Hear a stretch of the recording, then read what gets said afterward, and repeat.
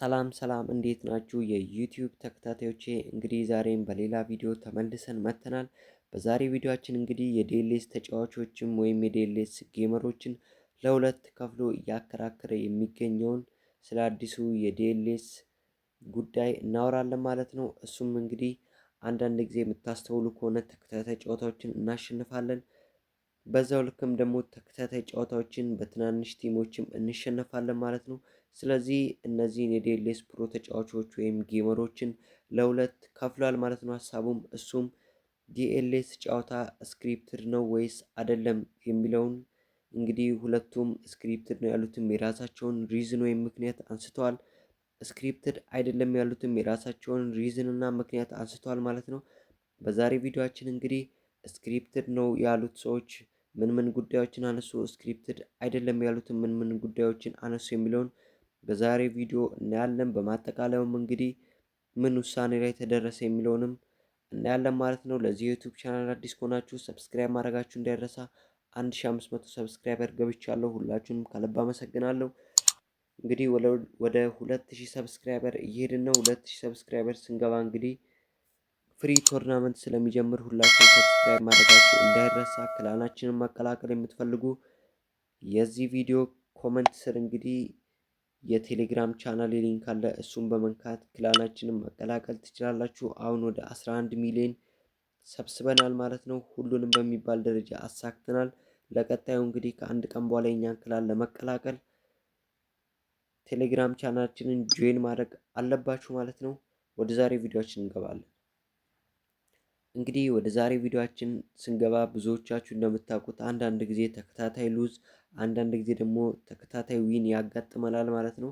ስለዚህ በዚህ ምክንያት ብዙዎቹ ዲኤልኤስ ስክሪፕትድ ነው እና ስክሪፕትድ አይደለም ብለው በሁለት መልኩ እየተከራከሩ ይገኛሉ። በቅድሚያ እንግዲህ ስክሪፕትድ ነው ያሉ ሰዎች የሚያነሱትን ሪዝን በምናይበት ጊዜ እንግዲህ ስክሪፕትድ ነው ያሉት ሰዎች እንግዲህ የማቺንግ አልጎሪዝሙን ይጠቅሳሉ ማለት ነው። የማቺንግ አልጎሪዝምን እንግዲህ በሚጠቅሱበት ጊዜ በስሩ የሚያነሱት ሀሳብ ትንንሽ ቲም ያላቸው ሰዎች እንግዲህ አልጎሪዝሙ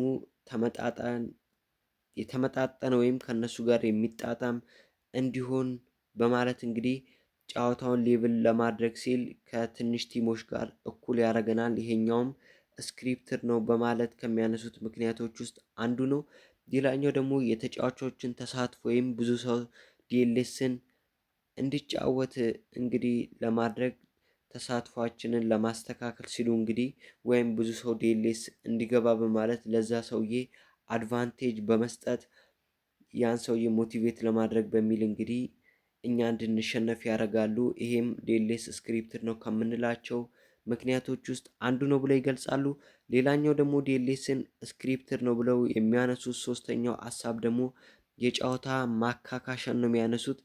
አንድ ተጫዋች እንግዲህ በኔትወርክ ምክንያት ወይም በተከታታይ እንግዲህ ይሄ ኤኤ ወይም እያለ ወይም ሳንጫወት እየወጣን ወይም በኔትወርክ ምክንያት ፎርፌ በምናደርግበት ጊዜ ቀጣይ ጨዋታዎችን እንግዲህ ስንሸነፍ እንዳንናደድ በሚል እንግዲህ ስክሪፕትድ በሆነ መልኩ ቀጣይ ጨዋታ ላይ ትላልቅ ቲሞች ላይም የበላይነት እንዲኖራቸው በማድረግ ትናንሽ ቲም ያላቸውን ሰዎች እንግዲህ ሞቲቬት የሚያደርጉበት ሀሳብ ነው በማለት ሌላኛው ስክሪፕትድ ነው ብለው የሚያነሱበት ሪዝን አለ ማለት ነው። ሌላኛው እና እንግዲህ ስክሪፕትድ ነው የሚሉበት ምክንያት ደግሞ ለአክቲቭ ፕሌየሮች ቅድሚያ ይሰጣሉ ነው የሚሉት። ብዙ ሰው ዴይሊስ ላይ እንግዲህ ዴይሊ የገባ ይሄ የሚሰጠውም ዳይመንድ ወይም የተለያዩ ነገሮች አሉ። እሱም በተከታታይ ክሌም የሚያደርግ ከሆነ እንግዲህ ለዛ ተጫዋች ስፒዱን እና ጨዋታው ላይ ይበልጥ ዶሚኔት አድርጎ እንዲጫወት ያደርጋሉ በሚል እንግዲህ በሚያነሱት ሪዝን ይሄኛውንም ስክሪፕትድ ነው ብለው ያስቀምጣሉ ማለት ነው። ሌላኛው ደግሞ እንግዲህ የሚያስቀምጡት ሌሎች አዳዲስ ተጫዋቾች እንዲገቡ በማለት እና ተከታታይ ሽንፈቶችን የሚያስተናግዱ ተጫዋቾች በሚኖሩበት ጊዜ እንግዲህ ቦቶች ይለቀቃሉ ነው የሚሉት። ይሄም እንግዲህ የቦቱን ሀሳብ ደግሞ በሚያብራሩበት ጊዜ አንድ ጨዋታ በምንጫወትበት ጊዜ በመሃል እንግዲህ ሌላ ፕሌየር እስኪመጣ ወይም ሌላ ፕሌየር እስኪመጣ እንዳንጠብቅ በማለት ቦቶችን ይለቃሉ ማለት ነው። ያኚህ ቦቶችም እጅግ አደገኛና ስክሪፕትድ የሆኑ ቦቶች ስለሆኑ በዛኝ ቦቶች ምክንያት እየተሸነፍን ነው። ስለዚህ ዲኤልኤስ ላይ ስክሪፕትድ የሆነ ወይም እንድንሸነፍ ተደርጎ የታቀደ ነገር አለ ብለው ያነሳሉ። እነዚህ 5 ሀሳቦች ማለት ነው። ሌላኞቹ ፕሮ ተጫዋቾች ወይም ደግሞ ዲኤልኤስ ስክሪፕትድ አይደለም ብለው የሚያነሱትም ሪዝኖች አሉ። ዲኤልኤስ ስክሪፕትድ አይደለም ብለው የሚያነሱት ሪዝኖች ደግሞ ዲኤልኤስ ላይ በተጫዋቾች ወይም አንድ ተጫዋች በራሱ ችሎታና ክህሎት ብቻ ተመስርቶ ነው ጨዋታዎች የሚያሸንፈው። ስለዚህ ያን ጨዋታ የምትሸነፉትም እንግዲህ ችሎታችሁን ያ ሰውዬ ከበለጣችሁ ወይም ያ ትንሽ ቲም ያለው ሰው በችሎታ ወይም በአጨዋወት ስለሚበልጣችሁ ነው እንጂ ስክሪፕትድ ብሎ ነገር የለም ብለው ያነሳሉ ማለት ነው።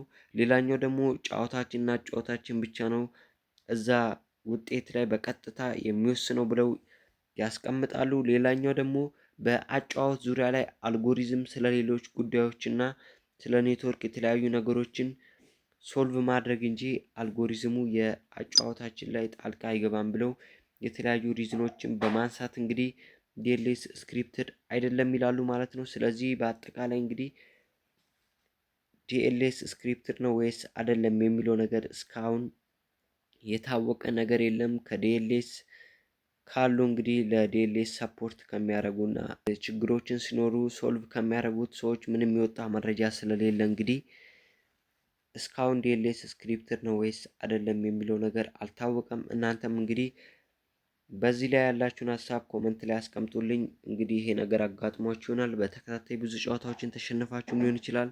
በተከታታይ ብዙ ጨዋታዎችን አሸንፋችሁ ሊሆን ይችላል። ስለዚህ ይሄ በሚከሰትበት ጊዜ እናንተ ስክሪፕትድ ነው በሚለው ሀሳብ ነው የምትስማሙት ወይስ ችሎታ የለኝም ወይም ያ ሰውዬ በችሎታ በልጦኝ ነው ብላችሁን የምታስቡት? ሀሳባችሁን ኮመንት ላይ አስቀምጡልኝ። በቀጣይ ቪዲዮ እንግዲህ ብዙዎቻችሁ ደግሞ የጠፋብን አካውንት እንዴት ማስመለስ እንችላለን እና ብዙዎቻችሁ አካውንታችሁን ስካም እየተደረጋችሁ እንደሆነ ነግራችሁኛል። እሱንም በቀላሉ እንዴት እንደምትችሉ እናያለን። ለዚህ የዩቲዩብ ቻናል አዲስ ከሆናችሁ ሰብስክራይብ ማድረጋችሁን እንዳይረሱ። አመሰግናለሁ።